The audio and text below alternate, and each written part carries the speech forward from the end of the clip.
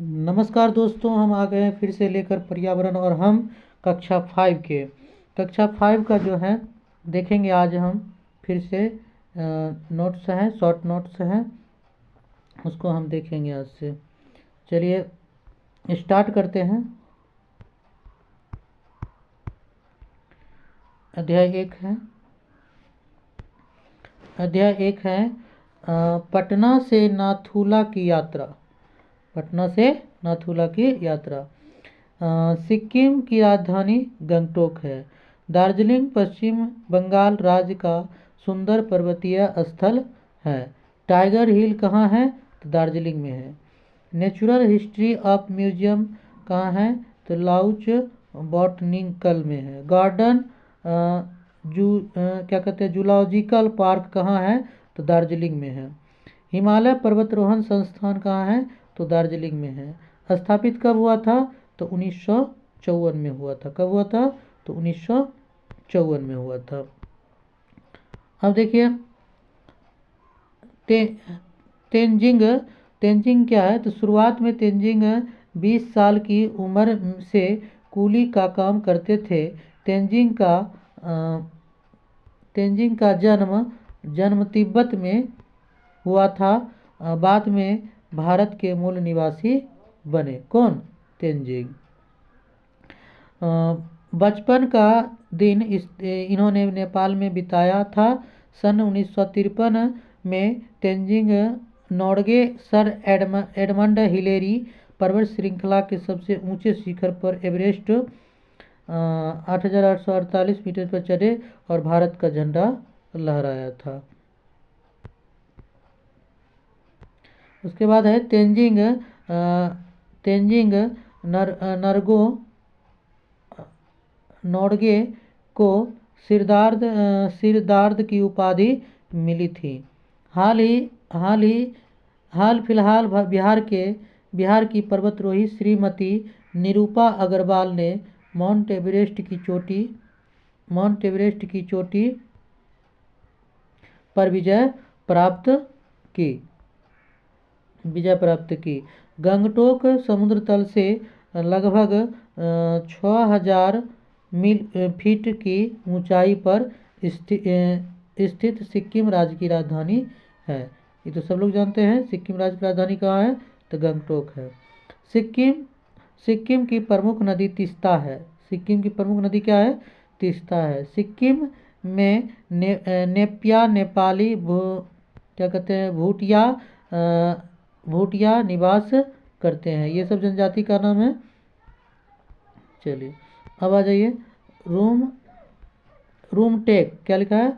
Rumtek monastery Karmapa बौद्ध धर्म गुरु का निवास स्थान। यह बौद्ध धर्म का दर्शनीय स्थल है। सिक्किम में है। कहाँ है? सिक्किम।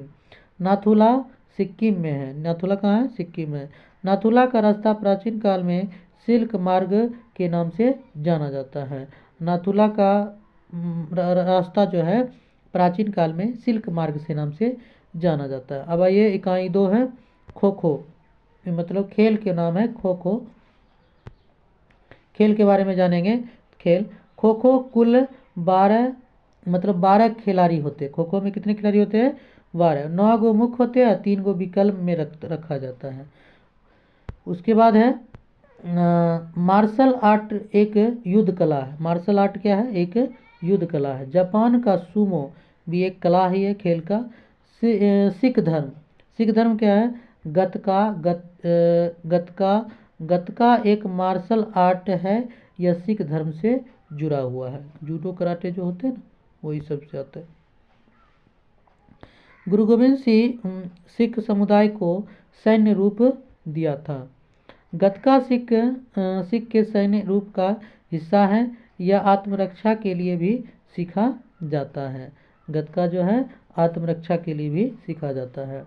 सिख समुदाय की लोक बैसाखी तथा गुरु गोविंद सिंह जयंती के मौके पर खेलते हैं। अब आ जाइए इकाई अध्याय 3। अध्याय 3 में है बीजों का बिखरना। बीजों का बिखरना। अब देखिए लिखा है जैन धर्म के 24वें तीर्थकर वर्धमान महावीर का मंदिर जमुई जिला के सिकंदरा प्रखंड स्थित लछुआरा गांव में है।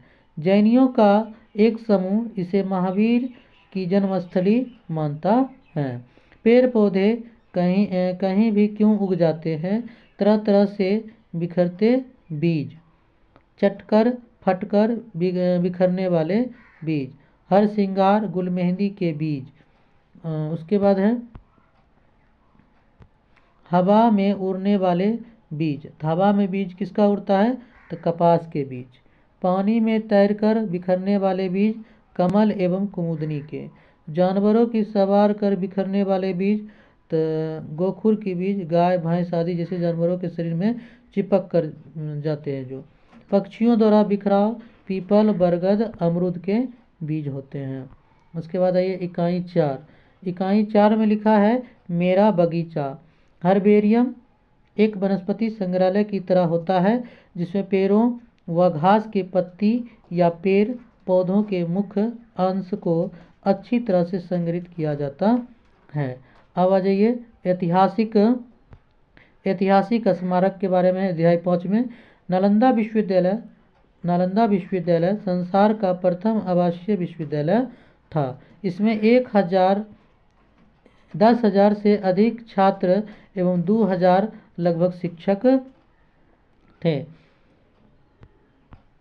इस ज्ञान केंद्र में विश्व के कोने कोने से विद्वानों तथा छात्रों को आकर्षित किया। कोरिया, जापान, चीन, तिब्बत, इंडोनेशिया तथा तुर्क के छात्र यहाँ आए। 8वीं से 12वीं शताब्दी के बीच इसका उत्कर्ष का काल था। चीनी यात्री हेनसुआंग यहाँ आकर पढ़े थे। हेनसुआंग हर्षवर्धन के शासनकाल में भारत आया था। 12वीं शताब्दी के अंत तक इसका अंत हो गया। बख्तियार खिलजी ने इसको ध्वस्त किया। इसमें 8 अलग अलग प्रांगण तथा 10 मंदिर थे जिसमें अनेक ध्यान केंद्र थे। पुस्तकालय को धर्मगंज जो 9वीं मंजिल इमारत था। 3 पुस्तकालय रत्न दधी, रत्न रंजक तथा रत्न सागर था। उसके बाद आइए इसके प्रवेश द्वार पर 4 द्वार पंडित होते थे जो प्रवेश देने के लिए विश्वविद्यालय में प्रवेश परीक्षा लेते थे। इस विद्यालय को नए सिरे से पुनर्जीवित करने का प्रयास हो रहा है। यह कार्य APJ अब्दुल कलाम के मार्गदर्शन में प्रारंभ हुआ था तथा अमर्त्य सेन एवं अन्य के देखरेख में चल रहा है।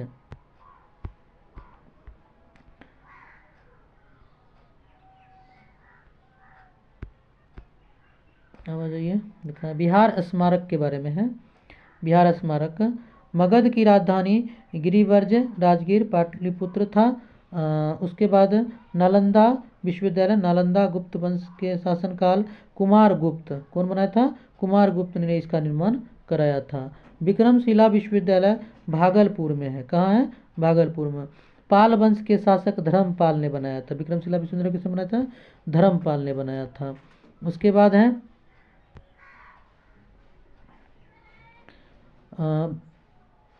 बोध गया। क्या है, बोध गया। महात्मा बुद्ध को पीपल के वृक्ष के नीचे ज्ञान की प्राप्ति हुई थी। वैशाली महावीर का जन्म स्थल जैन धर्म के 24वें तीर्थकर हैं। कौन, महावीर स्वामी। महावीर स्वामी जैन धर्म के 24वें तीर्थकर हैं। सिखों के अंतिम गुरु कौन थे, गुरु गोविंद सिंह हैं और पटना में इनका। तो उसके बाद आ जाइए लिखा है सूफी संतों का केंद्र। सूफी संतों का केंद्र क्या रहा, बिहार रहा। अशोक के स्तंभ नंदगढ़ लौरिया तथा कोल्हुआ से प्राप्त हुआ है। मोतिहारी का केसरिया का स्तूप विश्व का सबसे ऊंचा बड़ा स्तूप है। गोलघर कहाँ है, तो पटना में है। देव सूर्य मंदिर कहाँ है, तो औरंगाबाद में है। जल मंदिर कहाँ है, तो पावापुर में है। महाबोधि मंदिर कहाँ है, तो गया में है। अब आ जाइए नालंदा विश्वविद्यालय के निर्माण में ईंट पत्थर आदि का इस्तेमाल किया गया। सीमेंट की जगह सुर्खी चूना, उड़द का दाल छोबा तथा गोंद आदि का प्रयोग किया गया। आज तक यहीं रहने देते हैं।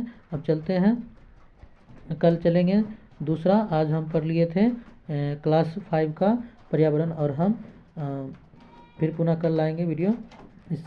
मेरे वीडियो को ज़्यादा से ज़्यादा शेयर कीजिए, लाइक कीजिए, कमेंट कीजिए। थैंक यू, धन्यवाद।